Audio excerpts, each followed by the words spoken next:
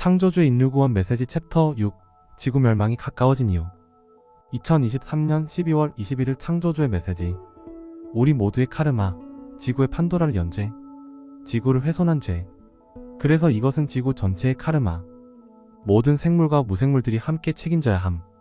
모든 물질은 그들의 전생에 걸쳐 카르마로 연결됨. 진화와 멸종, 그리고 냉해, 수해, 산사태, 천둥과 번개, 해일, 해충과 먹이사슬의 파괴. 생태계의 모든 어긋남은 카르마를 감당하는 것이라고 할 수 있겠다. 그래서 모두의 죄이고 모두가 책임져야 하고 정화하고 성장시켜야 한다. 오래전 예언의 지구 멸망 시점은 차이가 있을 수밖에 없다. 왜냐하면 그때 인간의 평균 수명은 짧았고 그로 기존한 예언이었으므로 길다 느껴질 수 있음. 평균 수명이 길어지고 인간 1인이 지구를 훼손하는 기간이 길어졌다.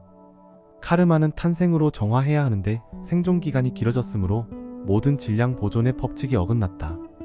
따라서 지구 멸망은 가까워졌고 카르마의 무게는 더 고통스럽고 무거워졌다. 슈카이브의 해석. 머지않아 거대한 지각 변동이 있을 것이다. 흔히 말하는 지구 멸망을 초래할 그 기동이다. 성경에는 이번에 벌어질 그 기동이 그동안 한 번도 경험하지 못한 대재앙을 부를 거라고 적혀 있다.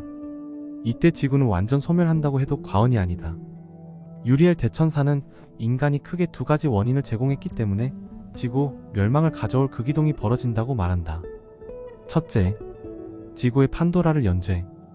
그리스 신화에 의하면 최초의 여성 판도라는 지상으로 내려가기 전에 제우스에게서 판도라의 상자를 선물 받는다. 상자를 열지 말라는 엄명과 함께. 하지만 호기심을 이기지 못한 판도라는 그 선물 상자를 열고 만다. 그 순간 그 속에 있던 질병, 고통, 슬픔, 가난, 전쟁 등 세상의 모든 악이 쏟아져 나오게 되었다. 인간은 그동안 심하다는 말조차 부족할 정도로 지구를 훼손해왔다. 절대 해선 안 되는 유전자 조작, 인간 복제, 핵무기 개발에 이르기까지. 게다가 며칠 전에는 인간의 뇌에 인공칩을 이식했다는 소식마저 전해졌다. 나는 이 소식을 접하면서 할 말을 잃었다. 인류가 소멸의 끄트머리에 와 있구나 하는 무서움이 들었기 때문이다. 이런 일을 저지른 인간은 절대 용서받지 못할 거라는 분노까지 치밀어 올랐다. 창조의 근원을 이루는 것들은 우리의 아버지 창조주만이 다룰 수 있는 영역이니까. 그런데 인간이 그 선을 넘은 것이다.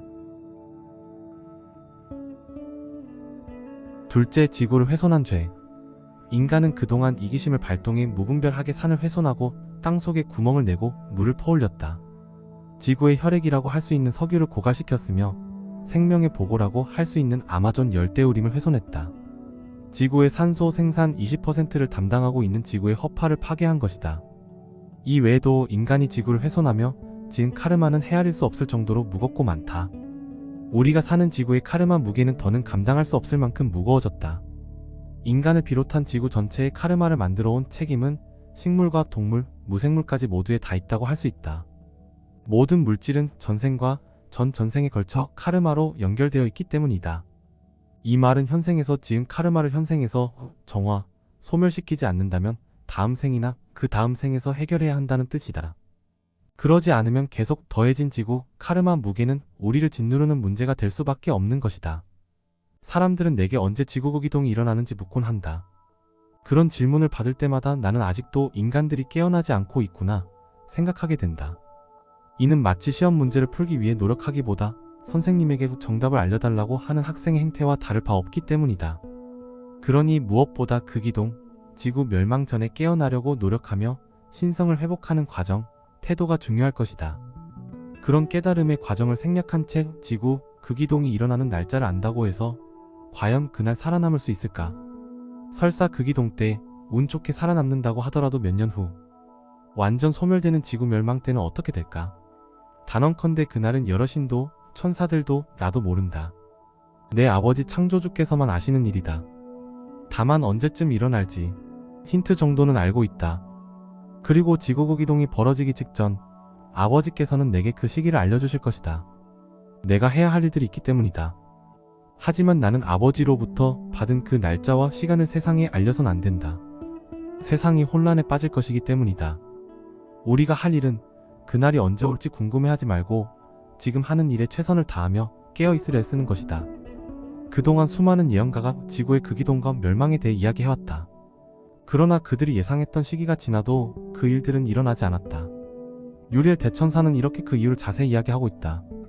오래전 예언의 지구 멸망 시점은 차이가 있을 수밖에 없다. 왜냐하면 그때 인간의 평균 수명은 짧았고 그로 기준한 예언이었으므로 길다 느껴질 수 있음. 평균 수명이 길어지고 인간 1인이 지구를 훼손하는 기간이 길어졌다. 카르마는 탄생으로 정화하는데 생존 기간이 길어졌으므로 모든 질량 보존의 법칙이 어긋났다. 과거 예언가들이 지구 멸망에 대해 예언했던 시기의 인간의 평균 수명과 지금의 평균 수명은 달라졌다.